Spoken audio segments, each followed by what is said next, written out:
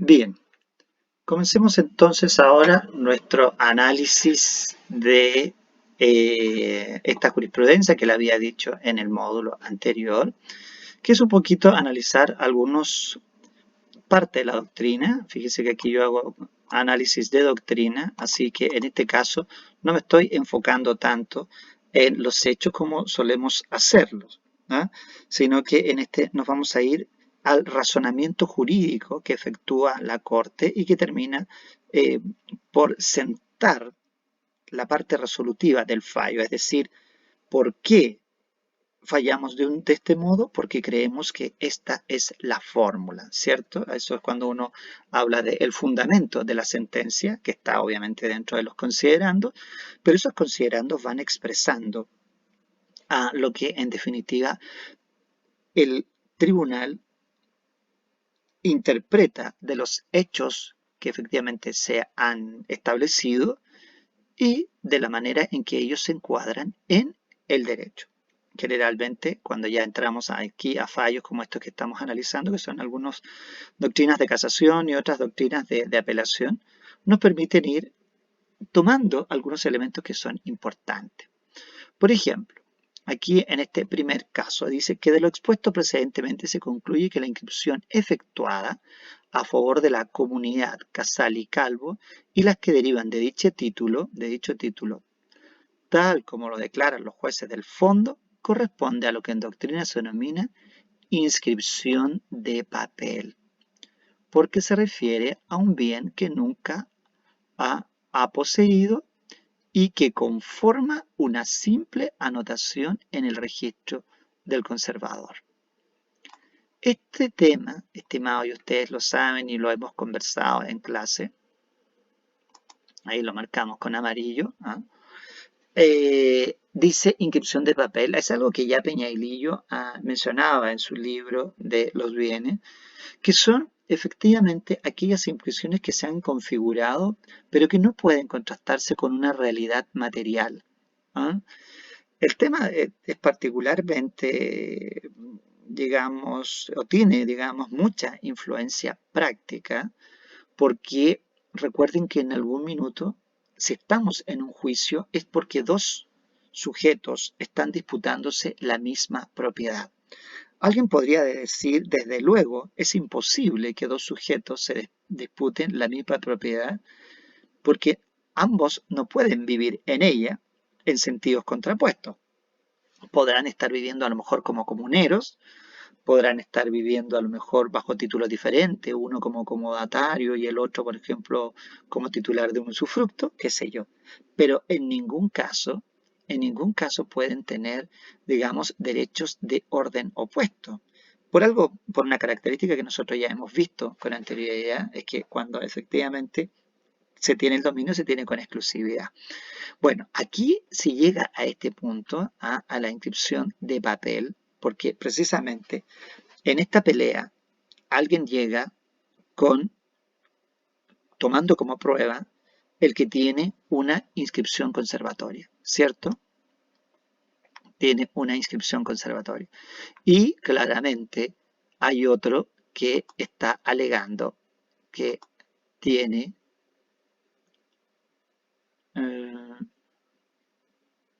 fíjese, no respondiendo a una realidad posesoria. Para este caso, la sentencia al cual ni siquiera especifica la extensión del predio. Entonces, esta realidad posesoria es un término absolutamente jurisprudencial, ¿ah? La inscripción de papel versus la realidad posesoria. ¿Se acuerdan que la semana pasada dijimos que en definitiva, o la anterior, ya no lo recuerdo, hay normas en el código que sirven para probar que yo tengo la posesión de un inmueble? Y aquí podríamos anotar perfectamente el artículo 924 y el 925, que son los que en el fondo se confrontan. Vamos a anotarlo allí, pero aunque no sé si puedo anotar algo, a ver, me pregunto si podré. Sí, pues bien. Entonces tengo aquí el artículo 924, que si ustedes lo revisan, se van a encontrar con que ese artículo dice que efectivamente mientras haya inscripción no se admite otra prueba. ¿Ah? En cambio, el 925, que está ahí mismo, dice que se podrá probar la posesión del suelo. ¿Se acuerdan? Entonces, ahí lo anotamos en rojito, ¿ah? Que de alguna manera nos demuestra que ahí hay elementos contrastantes. ¿Por qué? Porque seguramente una de las partes está diciendo que es propietaria y por eso dice tengo aquí mi inscripción y el 924 me ampara. Pero tiene que haber existido una contraparte en este juicio que dijo sí, pero nosotros tenemos la posesión, tenemos la realidad posesoria, que es este término que utiliza la Corte. Y entonces aquí desde ya ustedes pueden ir viendo que la Corte se va inclinando hacia la realidad posesoria. Es decir, fíjense, corresponde a lo que en doctrina se denomina inscripción de papel, porque se refiere a un bien que nunca ha poseído y que conforma una simple, esta frase deberíamos subrayarla, una simple anotación. Esto nosotros no lo hemos visto en algún minuto, o sea, digamos en la clase, pero esto demuestra, claro que lo vimos, cuando dijimos el sistema registral, y señalamos que claramente era de escasa legalidad, porque se podía discutir en juicio. Aquí lo está diciendo este fallo, cuando dice, conforma una simple anotación en el registro conservatorio de bienes raíces, no respondiendo a una realidad posesoria. Por lo tanto, con eso está un poco dando una apreciación muy liviana del conservador. Es como decirle al conservador, ustedes solo tienen simples anotaciones. Si esas anotaciones no se corresponden con una realidad posesoria, pues señores, no hay lugar en nuestros estrados para ustedes. Tiene que haber realidad material y realidad posesoria. ¿Ah? Y entonces dice, no respondiendo a la realidad posesoria para este caso particular. La sentencia en la cual se amparan los demandados ni siquiera especifican la extensión del predio, por el contrario, señalan que es acogida a la acción subsidiaria en cuya virtud se declara en su favor la prescripción adquisitiva extraordinaria del predio rústico ubicado en el Cerro San Ramón con toda la superficie comprendida dentro de sus deslindes. Aquí, si ustedes se dan cuenta, técnicamente la Corte, en este caso la Suprema, ya está desechando el argumento de los jueces del fondo, ¿ah? Lo que anticipa una caída, ¿ah?, de esos fallos. ¿Ah? Seguramente aquí se ganó en primera instancia, se ganó en la Corte, pero las partes insistieron y se fueron a la Suprema a alegar esta situación. Y dice allí, en definitiva, el concepto de posesión denota un estado de hecho, recordando que entre nosotros, fíjense, la posesión es un hecho. ¿Eh?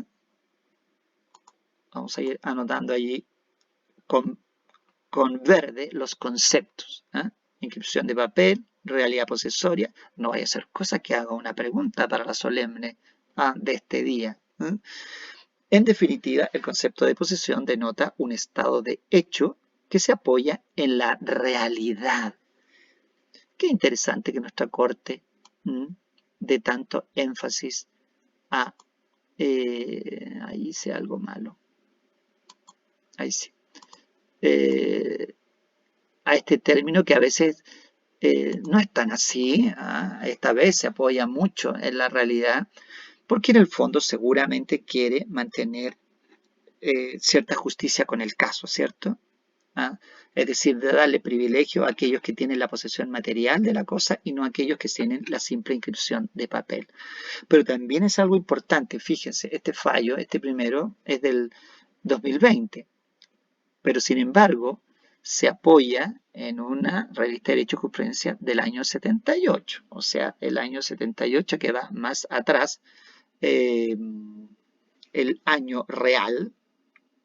A ver, tenemos 3, 1, o sea, perdón, 1, 3, yo estoy sacando una cuenta personal, 1, 1, aparece el 3, 78, 8, entonces claro, esto es 75 más o menos, 1975. La inscripción conservatoria, dice, es un símbolo de posesión, tanto que conversamos esto, ¿ah? Cuando hablamos de la posesión inscrita y de la intención de Bello en orden a que se identificaran inscripción conservatoria, dominio y posesión, ¿cierto? La inscripción conservatoria es un símbolo de posesión, pero no puede tenerse en pie si le falta el cuerpo que debe sostenerla. Y ese cuerpo es el hecho de la posesión. ¡Wow! ¡Qué frase! ¿Eh? Vamos a marcarla porque marca eh, algo que va más allá de lo que comúnmente se dice en nuestro sistema doctrinario. Aquí dice, porque si uno lee el mensaje de Bello, y lo hemos conversado otras veces, el mensaje de Bello dice, el propósito de este código es que la inscripción se identifique con el dominio y con la posesión. Pero aquí tendríamos que haberle agregado un punto más. Según la jurisprudencia, la inscripción conservatoria es un símbolo de posesión, pero no puede tenerse en pie, no puede mantenerse si le falta el cuerpo que debe sostenerla. Y ese cuerpo es el hecho de la posesión. Interesante. Pero cuando eso quiso decir la posesión real. Ello se colige de la definición del artículo 700 que preceptúa que la posesión es la tenencia de una cosa determinada con ánimo de señor y dueño. Y si bien la posesión inscrita constituye una modalidad peculiar de posesión,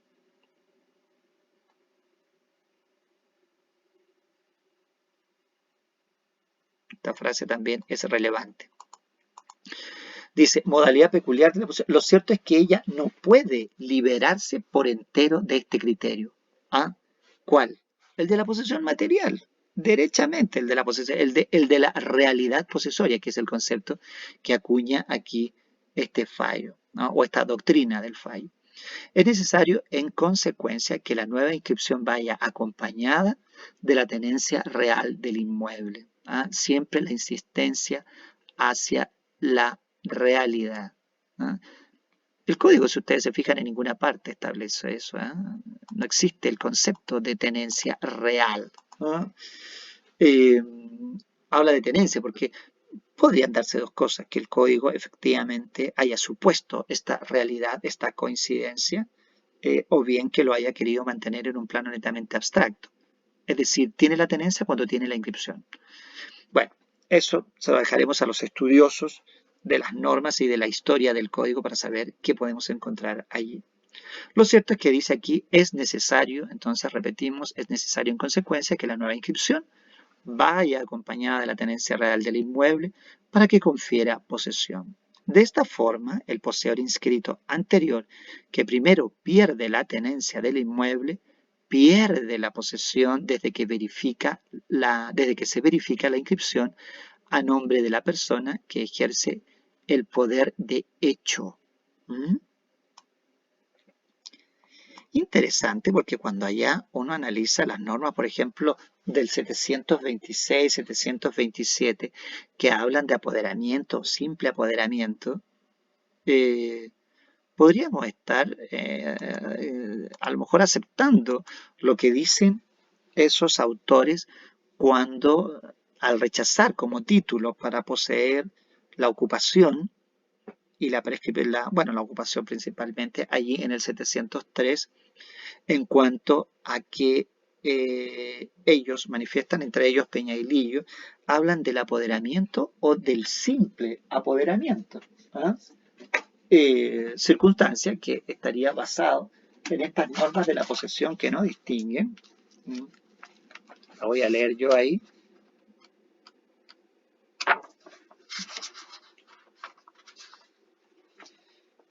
Fíjese, por 726 dice, se deja de poseer una cosa desde que otro se apodera de ella. Podría estarle dando un poquito de razón a esta expresión de apoderamiento o simple instalación que mencionan los autores cuando dicen que la ocupación no es título para poseer. Aquí dice, pierde la posesión desde que se verifica la inscripción a nombre de la persona que ejerce el poder de hecho sobre la cosa y la habilita para exigir, como acontece en la especie, a que sea susceptible de reivindicarse. Bueno, quería analizar ese pequeño extracto de doctrina. Avancemos en este otro. Esta es una sentencia de reemplazo. Entonces dice que la demandada, Ivette Bello Torres, afirmó ser dueña y legítima poseedora inscrita. Esta frase, uno cuando construye sus demandas trata de reforzarla de inmediato, ¿cierto? Porque, fíjese, dueña, legítima poseedora, inscrita. Es decir, lo que quería Bello en su mensaje, que la inscripción se identificara con el dominio y con la posesión. Aquí cuando usted construye su demanda, cuando la redacta, entonces va a esforzarse en que siempre se diga mi cliente es dueña, legítima poseedora, inscrita del terreno, en este caso de la franja de terreno reivindicada. ¿Y qué pasó? Dedujo acción reconvencional de prescripción adquisitiva. ¿Se acuerdan de esto?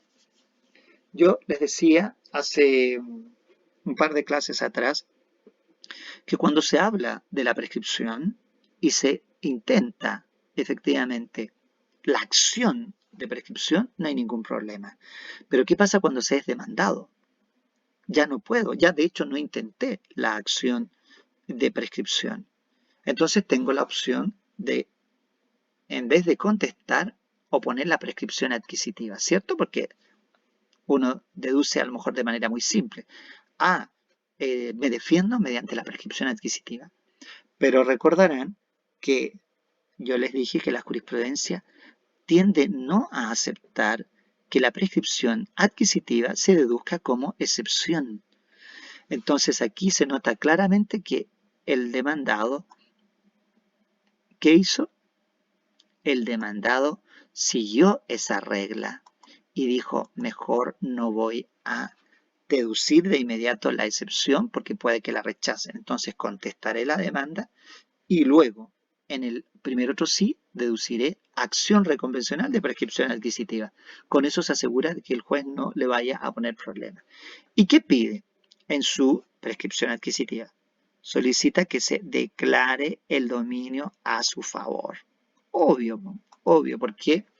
Porque va a supuestamente probar en el juicio que han transcurrido los 5 años, si es prescripción adquisitiva ordinaria, o los 10 a su favor, si es prescripción adquisitiva extraordinaria, y por lo tanto el juez tendrá que declararlo así en la sentencia. ¿Cómo le fue aquí? Dice, solicita se declare el dominio a su favor respecto al inmueble de propiedad inscrito 4742, 4494 del registro de propiedad del 2003. El que asevera, afirma, tiene una superficie de 521,5 metros cuadrados, manifestando haber estado en posesión tranquila. ¿Se fijan? Aquí hay un concepto. La famosa posesión tranquila, ¿eh? Que es la que ustedes oponen a qué.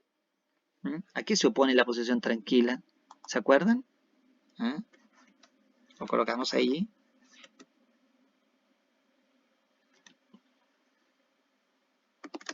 Se opone a la posesión violenta, que no es útil,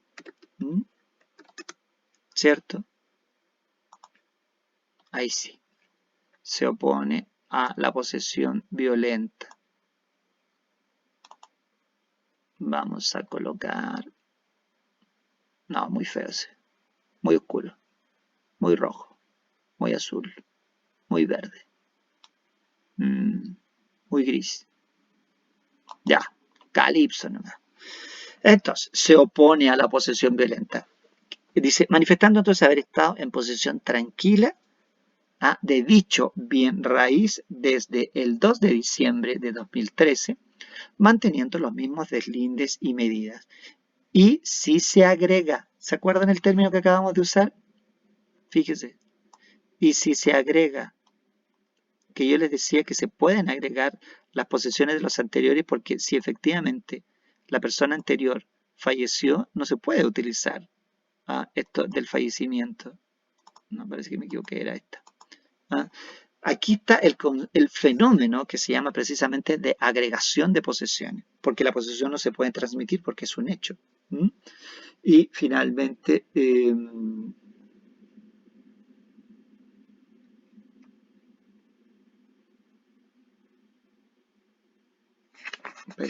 quiero leer una norma antes de avanzar.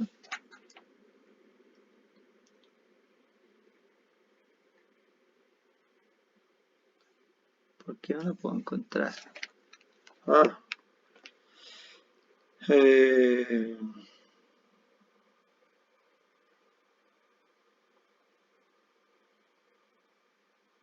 Acá está, 718.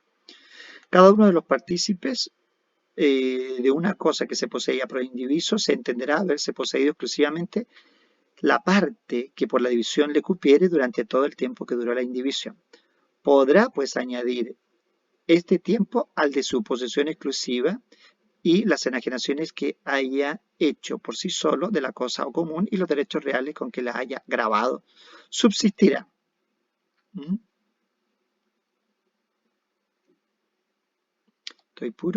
Estoy muy equivocado, yo creo que es la hora. 717, perdón, me rectifico. Sea que se suceda a título universal o singular, la posesión del sucesor principia en él, a menos que quiera añadir la de su antecesor a la suya, pero en tal caso se la apropia con sus calidades y vicios. ¿Ven? Entonces ahí está el fenómeno ese de la agregación de las posesiones. Aquí seguramente la demandada lo alegó para completar un tiempo. Fíjense, porque ella tenía el 2013. Este fallo es del 2020. Es probable que en la discusión del juicio, desde que empezó la demanda, haya tenido muy poquitito. Entonces, ¿qué dijo ella? Voy a tener que agregar la del anterior, porque así completo seguramente más de 10 años. Pero ¿qué dice la sentencia? Dice, la sentencia ha dejado establecido que los actores, es decir, los demandantes, no la demandada, que los actores son poseedores de la propiedad. Aquí es un hecho establecido. Por lo tanto, para la Corte, ¿qué pasa cuando es casación? Inamovible. ¿Ah? Los actores son poseedores de la propiedad ubicada en Comunidad de Talcahuano, resto del predio rústico Caleta Tumbes, hoy Boca Chica, formado por las escuelas 1 y 3, según consta de las inscripciones. También consta en el proceso que los testigos de los actores, presentaron testigos, están contestes en que la merma sufrida por estos corresponde a la superficie ubicada en el cerro y que colinda con un camino vecinal, la que habría sido apropiada por la familia de Bello con posterioridad al terremoto de 2010, una cuestión de hecho. Lo que coincide con lo observado en el levantamiento topográfico agregado a Fojas 200 y las fotografías aparejadas por ambas partes y permiten determinar la extensión, ubicación y características del retazo. A mayor abundamiento, mientras los títulos de las demandantes han permanecido incólumes en el tiempo en cuanto a su deslinde, esto, señores, es lo que suele efectivamente tener mucho peso cuando yo les decía, tiene que haber inscripción, tiene que haber cadena de inscripción. Cuando aquí dice, mientras los títulos del demandante han permanecido incólumes en el tiempo, esto es, le vamos a poner ahí cadena o continuidad de inscripciones. Es un concepto, por eso lo ponemos en verde. Es un concepto. ¿Por qué? Porque cuando se presentan conflictos en los que aparecen dos propietarios inscritos, inmediatamente la Corte acostumbra a decir, ya, pero ¿cuál de los dos tiene una cadena más larga de inscripciones? Si aparece que ambos tienen cadenas muy parecidas, pasa al tercer punto. ¿Cuál es el tercer punto? ¿Cuánto tiempo han sido dueños? Entonces, allí, con eso, la Corte, ¿cuánto tiempo ha poseído materialmente? Y ahí no va a poder ser los dos. Entonces, quedan ambos con inscripción, ambos con buena cadena de inscripciones, pero solo uno con posesión material. Ese se lleva el caso, se lleva el juicio. Y por eso dice, a mayor abundamiento, mientras los títulos de los demandantes han permanecido incólumes en el tiempo, cadena o continuidad de inscripciones, como le acabo de poner yo, en el tiempo cuanto a su deslinde, de un simple cotejo de la inscripción conservatoria de la demandada con la de sus antecesores en el dominio, es posible observar que el año 2013 se alteró aquí hubo un tema, ¿ah? El deslinde poniente de la propiedad pasando a deslindar con pasaje interior, en lugar de la propiedad del demandante, y se agregó la palabra aproximadamente a la superficie de terreno cifrada en X metros. Que entonces la demanda reconvencional de prescripción ordinaria y extraordinaria, lo alegó todo por si acaso, naturalmente no puede prosperar, por cuanto la prueba rendida da cuenta que la inscripción conservatoria de doña Ivette Bello Torres solo ampara, es decir, la demandada, una superficie de 438 y no los 521 que pretende. Esto es importante, ustedes ya vieron la acción reivindicatoria cuando vieron bienes, y allí el artículo 889 señala que para intentar la acción se tiene que ser dueño de una cosa singular. Aquí no han podido singularizar, fíjese, son 438 y ella pretendía 521, lo que significa que no pudo probar que el terreno que reclama efectivamente es lo que ella tiene. Al perder la singularidad la acción se cae. Y no los 500 que pretende de su dominio, siendo tan una mera ocupante.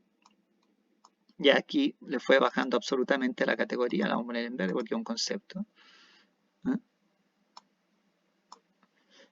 Es solo una mera ocupante de la franja de terreno disputada que forma parte del predio mayor, de mayor extensión de propiedad de los actores, sin que tampoco se haya constatado en la especie la existencia de una superposición de títulos. Tal apoderamiento material, miren qué palabra interesante, no habilita a adquirir por usucapión, ya sea ordinaria o extraordinaria. Aquí es un tema, ¿cierto? La expresión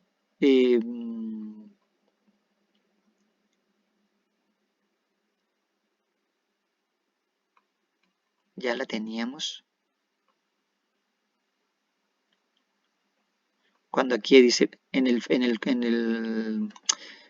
la doctrina anterior dice, pierde la posesión desde que se verifica la inscripción a nombre de la persona que ejerce el poder. Y aquí sí se dio lugar a la realidad material, pero aquí no se dio lugar a la realidad material. ¿Ah? Interesante, como siempre la Corte en estas materias tiene muchas veces juicios absolutamente opuestos.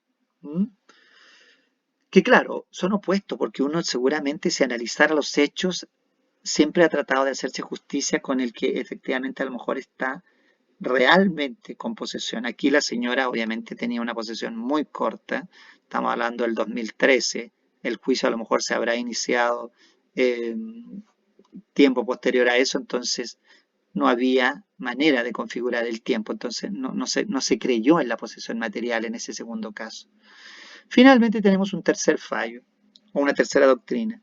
Dice que no obsta a lo anterior la circunstancia de no haber emanado el título inscrito del prescribiente, de la primitiva poseedora inscrita Sociedad Agrícola y Forestal Santa Teresa Limitada, cuya inscripción del registro de propiedad del año 2008 había recobrado su vigencia el 14 de agosto del 2014, fecha de la sentencia que declaró la nulidad del contrato anterior de compraventa de su antecesora, y a la vez ordenó la cancelación de inscripción de dominio de esta.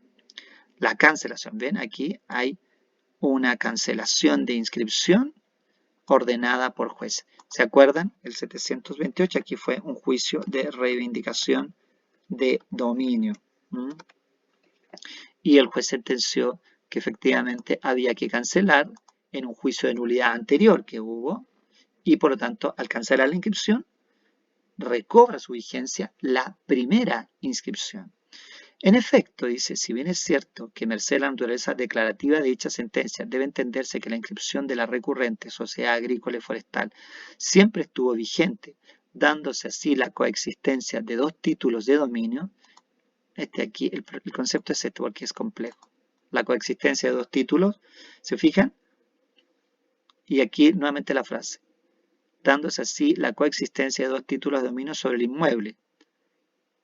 Ahí está el concepto. cadena paralela de inscripciones. Lo que yo decía recién. Cuando un juez se encuentra con el problema de que ambos presentan inscripciones de dominio y que ambos tienen cadena de inscripciones, en este caso cadenas paralelas de inscripciones, no es menos cierto que en el intertanto, y a partir del 4 de febrero del 2009, como ya se dijo reiteradamente, había corrido y se había enterado con creces al día 14 de agosto del 2014 el plazo legal de 5 años al cual el mentado XX se había hecho dueño del inmueble por prescripción adquisitiva como su poseedor inscrito y como su poseedor material. Esto merced o gracias a los actos posesorios que el mismo sentenciador señala. ¿Qué quiso decir aquí? Que se queda con el terreno no solo el que tenía una inscripción a lo mejor más antigua, sino que efectivamente había, ¿se acuerdan?, realizado actos posesorios. Por lo tanto, ¿qué significa? Que el legislador le dio preferencia a la posesión real o realidad material. ¿Mm? Bueno, ahí quería analizar esos tres doctrinas con los análisis jurisprudencial pertinente. ¿Mm? Bueno, los revisan y me cuentan después qué es lo que o no han entendido o necesitan alguna aclaración. Seguramente porque en algunos casos está solo el extracto de la doctrina, entonces a veces cuesta entender, pero aquí los puntos que yo fui subrayando son conversaciones que hemos tenido y es lo que me interesa que ustedes lo vean como una corte los utiliza, esos conceptos que nosotros discutimos en clase. ¿Ya? Bien, pues, señoritas y señoritos, con eso termina la parte del taller y nos estaríamos viendo la próxima semana. Les voy a dejar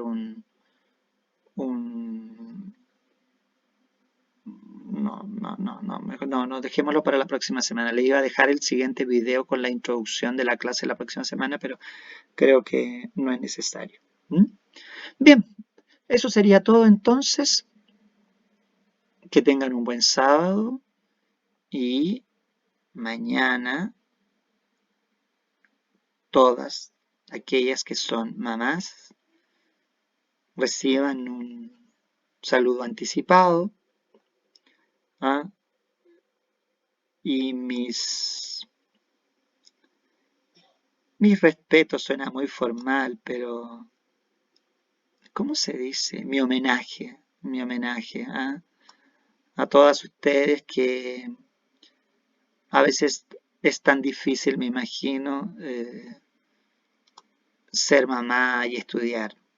Y estoy hablando de todo, ¿no? De todo, porque no es solo ser mamá y estudiar, seguramente desarrollan un sinnúmero de otras actividades, trabajar, hacer digamos, actividad de casa, ser hija, cuidar a los padres. Son tantas las actividades que tiene una mujer y una mujer mamá, y aquellas que incluso no lo son, pero que sin embargo son mamá también en los hechos, ¿no es cierto? Aquellas que a lo mejor no tienen un hijo, pero tienen que cuidar a sus padres o tienen que cuidar a sus hermanos o han tenido que hacerse cargo, ¿ah?, de otras personas y que desarrollan de alguna manera este sentimiento, ¿ah?, tan propio de la mujer. Así que tengan un día maravilloso y una existencia maravillosa, muy bonita, de, de satisfacciones, de plenitud, que alcancen este sueño, pues es lo que yo puedo decir aquí, pues, que alcancen su sueño de ser una mujer abogada. ¿Ah? Algún día recordarán estos tiempos y lo recordarán con cariño, porque uno recuerda siempre los estudios con esa nostalgia. ¿Ah? Así que virtualmente por allí vayan mis abrazos, una flor y mi deseo de un muy bonito día y una bonita existencia. ¿Mm? Bien, pues un abrazo a todos y nos vemos la próxima clase.